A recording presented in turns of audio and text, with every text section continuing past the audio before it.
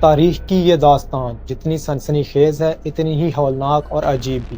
یہ کہانی ہے تاریرے کی، ایک ایسا انسان کہ جس کی بھوک نے میڈیکل سائنس کو آج تک ورطۂ حیرت میں ڈال رکھا ہے۔ 1772 فرانس کے ایک گاؤں میں ایک عام سے کسان کے گھر ایک بچہ پیدا ہوا کہ جس کا نام تاریرے رکھا گیا۔ وہ دیکھنے میں عام انسانوں جیسا تھا، لیکن اس کی ایک عادت نے سب کو خوفزدہ کر دیا تھا۔ وہ تھی اس کا بہت زیادہ کھانا۔ کہا جاتا ہے کہ وہ ایک وقت میں 15 کلو گوشت کھا سکتا تھا اور پھر بھی اسے بھوک لگی رہتی تھی۔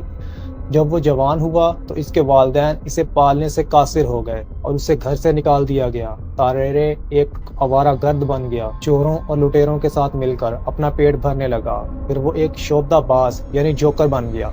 پیرس کی سڑکوں پر وہ لوگوں کو حیران کرنے کے لیے کارک، پتھر اور ٹوکریاں بھر کر سیب ایک ساتھ نگل جایا کرتا تھا۔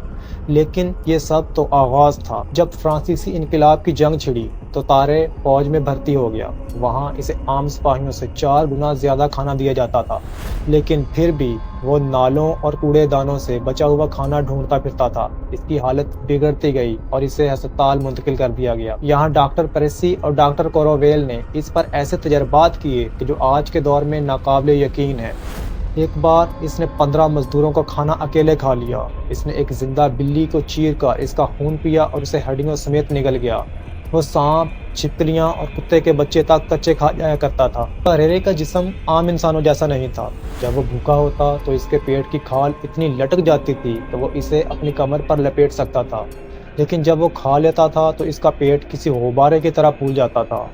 وہ لوگ جنہوں نے تاریرے کو دیکھا تھا ان کا کہنا ہے کہ تاریرے کے جسم سے ایسی بدبو اٹھتی تھی کہ لوگ اس کے قریب کھڑے نہیں ہو سکتے تھے۔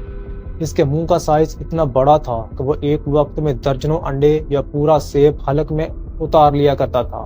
جنرل الیگزینڈر ڈی بوارا نے تارے کی اس عجیب صلاحیت کو جنگ میں استعمال کرنے کا فیصلہ کیا۔ تاریرے کو ایک زندہ تجوری بنایا گیا، یعنی اسے لکڑی کا ایک چھوٹا سا ڈبہ نکلنے کو دیا گیا جس میں خفیہ پیغام تھا۔ منصوبہ یہ تھا کہ تاریرے دشمن کی سرحد عبور کرے گا اور منزل مقصود پر پہنچنے کے بعد رفع حاجت کے ذریعے وہ ڈبہ نکال دے گا۔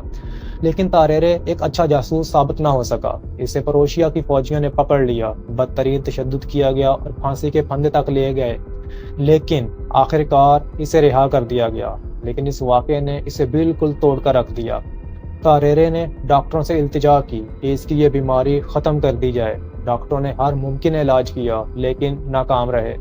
ڈاکٹروں نے تاریرے کی بھوک مٹانے کے لیے اسے سانپ، زندہ چھپکلیاں اور یہاں تک کہ مردہ خانے سے لاشیں کھاتے ہوئے بھی پایا۔ لیکن حد تو تب ہو گئی جب ہسپتال سے ایک 14 ماہ کا بچہ پر اسرار طور پر غائب ہو گیا۔ سب کو یقین تھا کہ تاریرے نے ہی اسے کھا لیا ہے، جس کے بعد اسے ہسپتال سے بھی نکال دیا گیا۔ آخر اس کے پیچھے وجہ کیا تھی؟ 2025 کی جدید تحقیقات کے مطابق تاریرے شاید ایک ایسی بیماری کا شکار تھا جسے پولی فیجا کہا جاتا ہے، کہ جس میں انسان کا دماغ کبھی یہ سگنل نہیں دیتا کہ اس کا پیٹ بھر چکا ہے۔ کچھ اور ماہرین کا خیال ہے کہ اس کا میٹابولزم غیر معمولی طور پر تیز تھا، جس کی وجہ سے اس کی کیلوریز لمحوں میں جل جایا کرتی تھیں اور اس کا جسم مسلسل توانائی مانگا کرتا تھا۔ کچھ ماہرین کا کہنا ہے کہ اس کے دماغ کا وہ حصہ جو بھوک اور جذبات کو کنٹرول کرتا ہے شاید پیدائشی طور پر خراب تھا۔ بہرحال تاریرے کو اتنی زیادہ بھوک لگنے کی آخر وجہ کیا تھی، یہ بات آج تک بھی سائنس معلوم نہیں کر سکی۔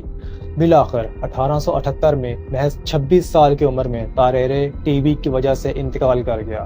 جب ڈاکٹروں نے اس کا پوسٹ مارٹم کیا تو وہ منظر دیکھ کر بھاگ کھڑے ہوئے۔ اس کا پورا جسم اندر سے پیپ اور بدبودار مادے سے بھرا ہوا تھا۔